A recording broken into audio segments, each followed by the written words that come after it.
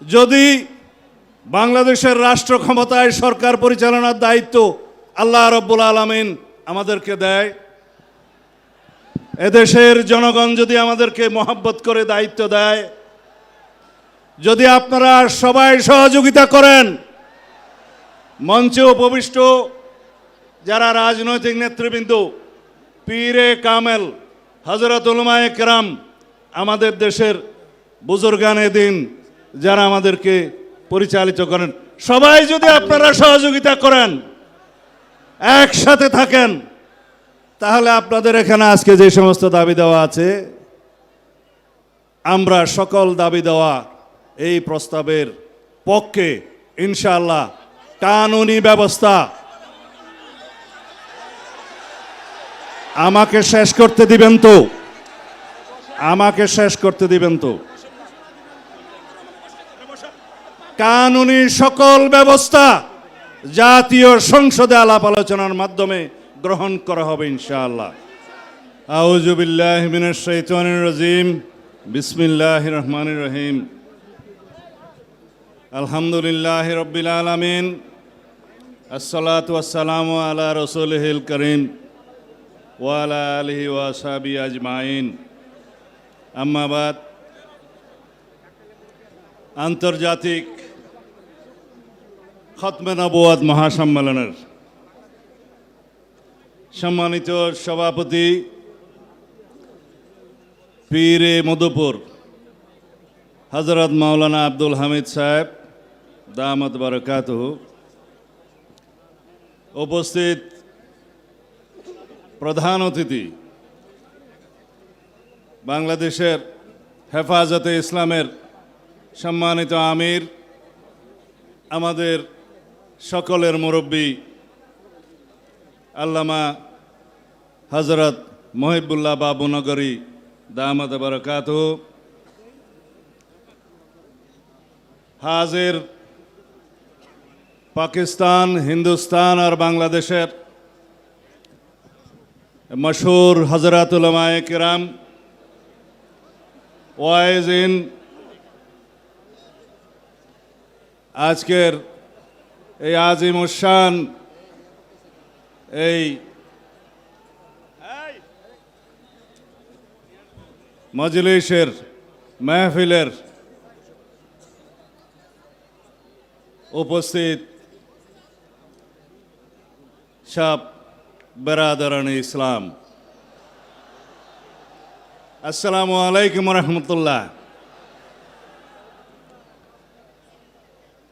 আপনারা যে শান্তিপূর্ণ সমাবেশের আয়োজন করেছেন এবং শান্তিপূর্ণভাবে আজকে এখানে সবার বক্তব্য শুনছেন, মুগ্ধ হয়ে গিয়েছি।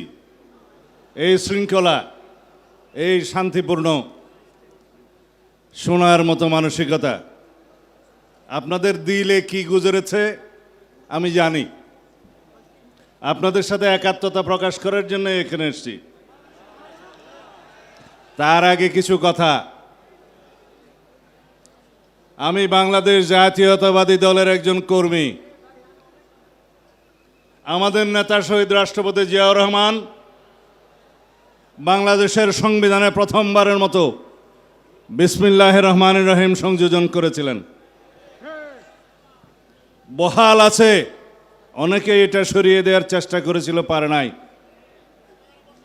কিন্তু যেটা বহাল নাই, রাষ্ট্র পরিচালনার মূলনীতি হিসাবে আমরা যেটা সংযোজন করেছিলাম, শহীদ রাষ্ট্রপতি জিয়াউর রহমান মহান আল্লাহর উপর আস্থা এবং বিশ্বাস সংবিধানের প্রস্তাবনায় ছিল এবং রাষ্ট্র পরিচালনার মূলনীতিতে ছিল। অনুচ্ছেদ 8-এর মধ্যে সেটা তুলে দেওয়া হয়েছে, আপনারা জানেন। আপনারা কি চান সেটা আমরা পুনর্বহাল করি? আওয়াজ তো কম। আপনারা চান সেটা পুনর্বহাল হোক? ইনশাআল্লাহ সেটা আমরা পুনর্বহাল করব। আমাদের এখানে বিদেশি মেহমানরা যারা বলেছেন আল্লামা ইকবালের শের বলে গিয়েছেন। আমি তো আমাম, আপনারা শুনেছেন কোরআনের বাণী, ওমা আরসালনাকা ইল্লা রাহমাতুল আলামিন। রাসূলুল্লাহ সাল্লাল্লাহু আলাইহি সাল্লামকে এই সারা বিশ্ব ব্রহ্মাণ্ডের রহমত রূপে রব্বুল আলামিন প্রেরণ করেছেন। আমরা মুসলমান, আমরা লা ইলাহা ইল্লাল্লাহ মুহাম্মদুর রাসূলুল্লাহতে বিশ্বাস করি। রাসূলুল্লাহ সাল্লাল্লাহু আলাইহি সাল্লাম বলে গিয়েছেন, আমি আখেরি নবী, আমার পরে কোনো রসুল আসবে না, কোনো নবী আসবে না। যদি কেউ এর পরে কেউ দাবি করে থাকেন, নিজেকে নবী ঘোষণা করে থাকেন, তাহলে তিনি রাসূলুল্লাহ সাল্লাল্লাহু আলাইহি সাল্লামের এই বাণীর মধ্যে নাই। আল্লামা ইকবাল বলছেন, কি মোহাম্মদ সে ইফা হাম তেরা হে। আল্লাহ রাব্বুল আলামিন বলছে, আমি তোমার। ये दुनिया चीज है क्या, लोह कलम तेरा है। আল্লাহ রাব্বুল আলামিনের জবান দিয়ে এই শের বলছে। তা আমরা রাসূলুল্লাহ সাল্লাল্লাহু আলাইহি সাল্লামের আখেরি নবী হিসাবে বিশ্বাস করে কলেমা পড়ে আমরা মুসলমান হয়েছি। বাংলাদেশের মানুষ হিসাবে আমরা এই দেশের নাগরিক হিসাবে বাংলাদেশি পরিচয়ে বিশ্বাস করি।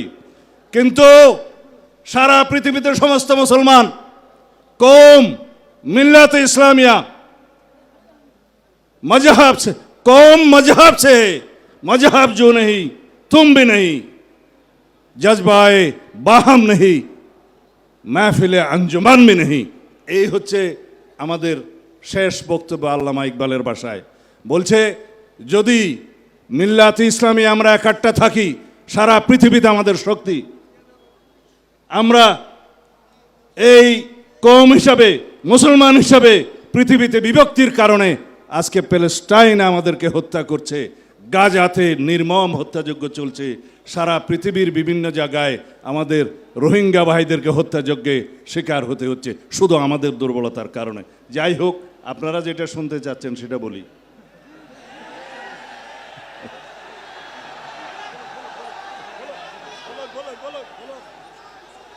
ইনশাআল্লাহ যদি বাংলাদেশের রাষ্ট্র ক্ষমতায় সরকার পরিচালনার দায়িত্ব আল্লাহ রাব্বুল আলামিন আমাদেরকে দেয়, এদেশের জনগণ যদি আমাদেরকে মহব্বত করে দায়িত্ব দেয়, যদি আপনারা সবাই সহযোগিতা করেন, মঞ্চে উপবিষ্ট যারা রাজনৈতিক নেতৃবৃন্দ, পীরে কামেল, হযরত উলামায়ে কেরাম, আমাদের দেশের বুজুর্গানে দিন যারা আমাদেরকে পরিচালিত করেন, সবাই যদি আপনারা সহযোগিতা করেন, একসাথে থাকেন, তাহলে আপনাদের এখানে আজকে যে সমস্ত দাবি দেওয়া আছে, আমরা সকল দাবি দেওয়া এই প্রস্তাবের পক্ষে ইনশাআল্লাহ। কানুনি ব্যবস্থা,